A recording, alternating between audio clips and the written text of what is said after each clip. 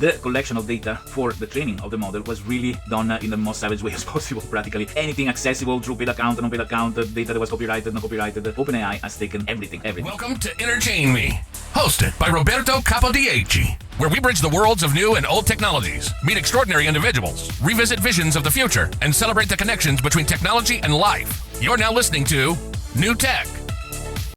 Hello everybody. You must have heard everywhere in the internet by now about DeepSeek. I really saw YouTubers, podcasters, even people that don't talk about artificial intelligence, even people that don't talk about computer or IT. You know, like a cooking show, they stop the cooking and start talking about DeepSeek. It's a big phenomenon and it caused huge things. As you know, when China came out with DeepSeek, China is a company in China, startup in China, has created a disaster in the United States. Trillions of dollars lost in the stock market. Nvidia has took a 600 billion hit in lost value. And we need to understand why. And we need to understand also what there is behind, because a lot is a fear of the last minute, which may be unjustified, and I will explain why. A lot of other fears are funny for me to see and analyze. And a lot of people don't really know all the story, where it starts from. So I wanted to go through the timeline just to give a different perspective compared to what you're gonna hear everywhere else. So listen up, okay? In 2015, ChatGPT, actually it wasn't even called ChatGPT, the company is called OpenAI, and then the product is ChatGPT. OpenAI started in 2015 as a non-profit company with the aim to democratize AI. The idea was to stay open, OpenAI, because it's open source, given to the public, and so on and so forth. And beautiful idea, so much that Elon Musk is one of the early founders and financed it with quite a lot of money.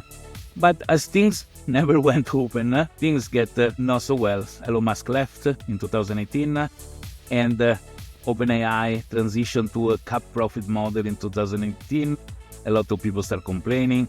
Yet their product was cool, so why not using it? Elon Musk, in 2024, when after so many years they still had not remained or never been open. In fact, it's just a trick in the name, like Greenland and Iceland. They are not green and ice, but reverse.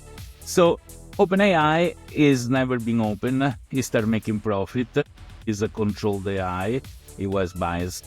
At the end, Elon Musk sued them because he alleged that OpenAI abandoned the original principles, which were those for which he invested and financed OpenAI. So, also there is to say that the early days of the last step of a large language model, because artificial intelligence, neural network are studied since 60 years ago, but the latest, incredible evolution, at the early days of this last incredible evolution, the collection of data for the training of the model was really done in the most savage way as possible. Practically anything accessible through paid account, non-paid account, data that was copyrighted, not copyrighted. OpenAI has taken everything. Then it just showed that they made a couple of contracts, but the massive amount of data taken from the web, most of the time without proper right or consent of the owner of the data, has been something that allowed them to build a model that is much powerful compared to those that wanted to build it without savaging in a savage way all the data that there is in the internet. And this brought them to some legal battles against the New York Times, 2023-2024, They show that you can actually really come out with the exact article that was in the New York Times, so it's clear that this was used to train OpenAI. Not only OpenAI used it as a material when he provide content to people. Then a lot of authors like Sarah Silverman, George R. Martin, and other did the class action. A lot of authors. Getty Image also made a lawsuit for a watermark image replication. Really, they could demonstrate that DALL-E, the part of OpenAI that is generating image when you ask ChatGPT to create for you an image, would even reproduce the image of Getty with copyright, with a watermark on top of the image. So there was clearly material that has been used to train and without consent, because they never authorize such activities. And then there has been the fact that when they started, it was free and they were using the data of the people. So when you query ChatGPT, the data that you queried is used as well to train the the models. It happened that the company where the employee were using ChatGPT had their own secret trade disclosed in output of ChatGPT in other party because they were using ChatGPT to ask a question using and uploading their material. Then eventually they came out with a paid model where they promise not to use your data to train the model. But do we trust? This is a matter of trust. A company that already lied several times about how they collect data, how they did things, now is telling you that they're not using your data to train the models. Who knows? Let's say that is true. But there has been an investigation of FTC in how they handle personal data. There has been a defamation case in Canada that used ChatGPT logs as an evidence. So you know that also what you tell ChatGPT is information that can end up in the hands of law enforcement. Like as much as you search something in Google is one of the things that they look. Is that the search in Google is just a term that you search. In ChatGPT you have a full conversation. So there is much more that you are sharing. And then there is another aspect. As the United States want to be leader, and please consider I'm Italian, I live in Asia, I don't live in China, I don't live in the United States, and this is the majority of the people in the world, because in China there is 1.5 billion, 2 billion, how many they are. But at the same time, 500 million probably in the United States, I don't know many. But the majority of the people that use computers and things like that are in other countries, So we are in the middle of these two big powers that, thank God that they don't go to war with missiles and tanks, but they are in a war that is done with money and with the rights or taxations, So which is a war that can create side effects that are very bad, unemployment, poverty, but at least is not what other country, and I don't make names because I don't want to look particularly sided, but there are countries that get bombed every day where people keep dying, and that, thank God, is not the kind of war that the United States and China are into. But the United States control exports, for example, forbid NVIDIA to sell the good CPU to China, A100, H100. China should not be able to get them and use them. So what it comes, a consequence, when you don't let me eat at the Italian restaurant, I'm gonna cook pasta at home, right? So it has created an incredible evolution in China. Company like Huawei, for example, to start doing what they can now import. And at the same time, for sure, there is some parallel import of material, but it cannot be full container of, a full cargo ship of things, because that can be easily intercepted.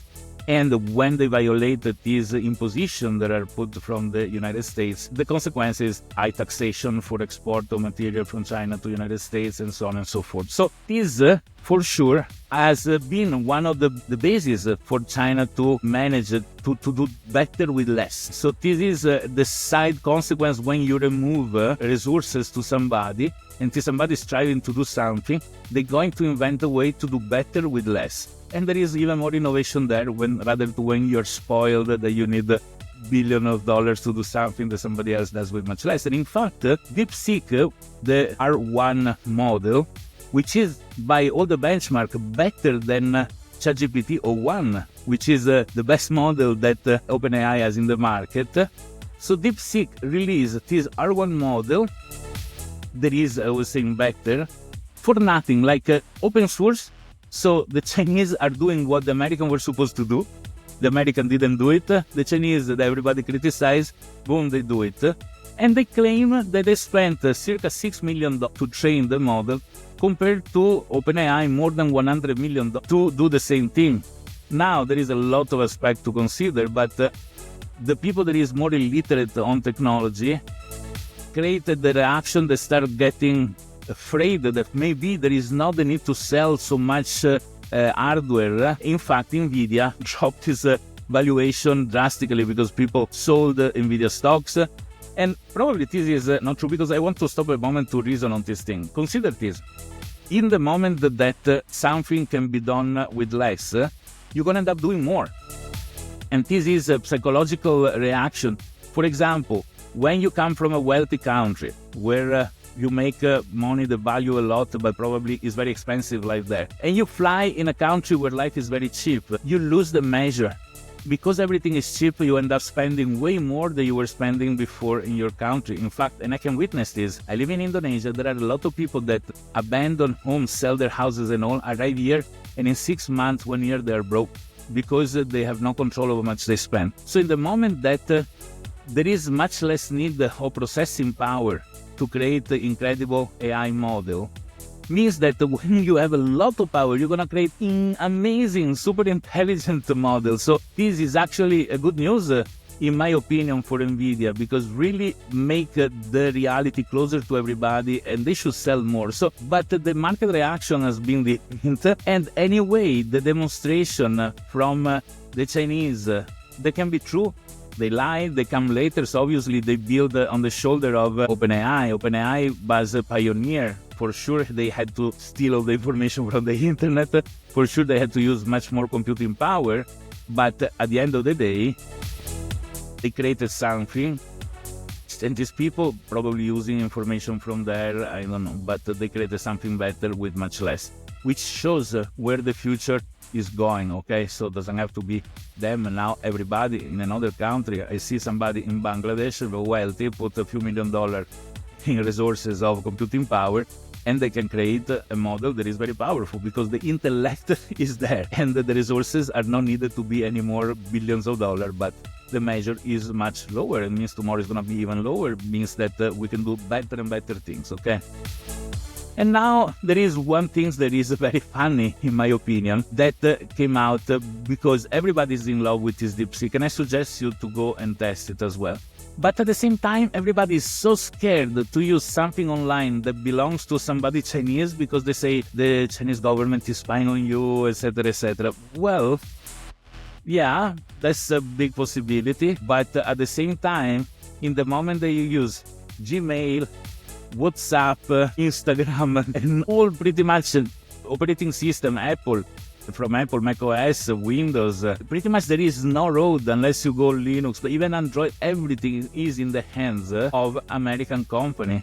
All the email of the planet, if it's not Outlook, if it's not Gmail like this, they go through the American servers. So we are constantly profiled, analyzed, spied on, even for commercial reason, for other reason, but that to me, if I look at TikTok for a few hours or I have it installed in my phone, and I use an AI model that is hosted in China, if not by par condicio, just to give equal opportunity to different countries to spy on me, right? So who says that the evil is in one side or in another? Well, we have history that teaches many things, but the history is written by those that win. I will look at these things like a funny reaction to be afraid to use something online hosted by China. Or even not even China, like TikTok is not even the application that runs in China, is from outside. This I think is hosted in Singapore. Now, there is, to me, to be more concerned about more serious stuff that everybody do, starting from the operating system that goes through American servers. And Edward Snowden showed us the Americans are good to spy as well. It's not just the Chinese that spy. So let's pay attention there to, be afraid on one side. Because it's correct to be afraid. To be correct, we should use no tool that is in servers in China, in servers in America, in servers in other country as well.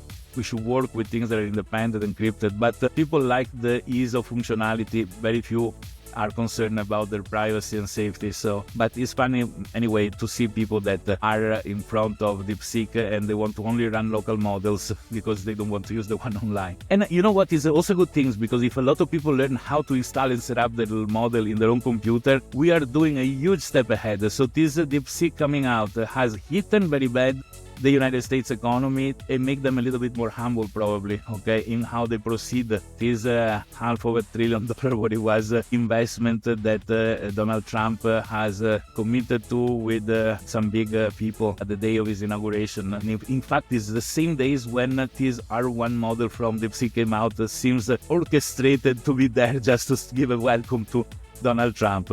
Situation that is a little bit embarrassing in this moment in the United States. Anyways, so if people install DeepSeek in their own computer, probably it's going to be amazing, because a lot of people are going to learn a lot how large language model work, how this still model work, etc., etc., okay? So artificial intelligence now is an intersection between corporate profit, legal challenges, privacy, and geopolitics. Even in the United States, I have to say, there is not only OpenAI. Something that left me very shocked and surprised is this 180 turn that Mark Zuckerberg has done, both in the rules of Meta And also, starting way before, how invested a fortune of money to train model. They're called llama, like the animal, okay? And give them for free. They were the best open source model before some few other companies start coming out with things. And they really paved the road for the people that wanted to do serious work with AI home at their office, because they really showed the side of his persona, if you want to make his face as the face of Meta. That was very different from how I would have looked at him when I look only Facebook, WhatsApp, and the other things with pretending to be secure and private and not actually being it real, because you can ask it to any security expert in information technology and they're gonna tell you what I just told you. Okay, but it's strange because open source ideals clash with real world commercial demands. And yet they are doing something that they already freaked this animal of AI.